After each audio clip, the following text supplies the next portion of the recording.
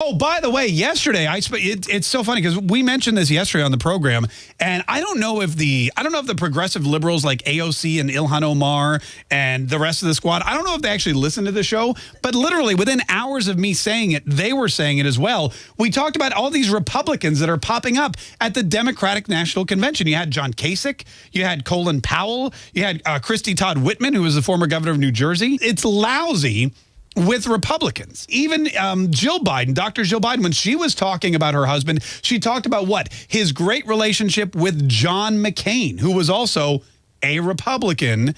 And it seems like they're really trying to reach out across the aisle to steal those Republican voters. And I thought to myself, you know, if I were a Democrat and I didn't get a chance to speak, or if I were AOC and I only got 60 seconds because they were giving Colin Powell, some dirty old Republican from the Bush years, if they were giving him my time, Colin Powell got like 8 minutes. AOC got 1. And she's supposedly one of the up-and-coming superstars of the Democratic Party. And I said, I'd be annoyed. How bad is it that you can't even get Democrats to talk about how great Joe Biden is? You've got to go find Republicans to do it.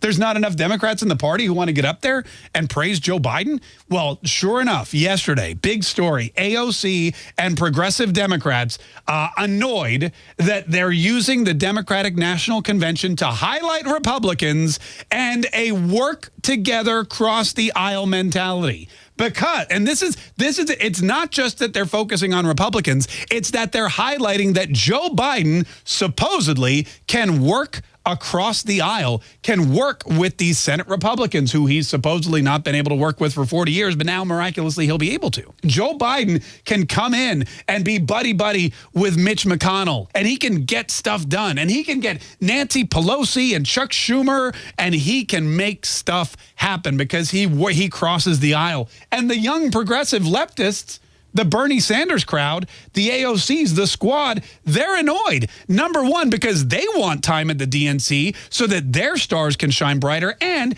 they don't want to work across the aisle with Republicans. They don't want to. They don't want to compromise. They don't believe that we can work together. They just want to go in. They want to say, here's what we're doing. It's our way or the highway, and be done with it. And they're sick and tired of this Democratic National Convention heralding this idea that Joe Biden will unite the country. Uniting the country does them no good. Because if they can't get up after they've been reelected and say, Donald Trump, we're going to impeach the mother father. If they can't get up and say that, they don't have a platform. Working with the Republicans is not anything that progressive, young, liberal, Democrat, socialists want to do. They want the opposite. They want to work against the Republican Party. They want this division. They like it. They love it. Republicans never talk about working across the aisle.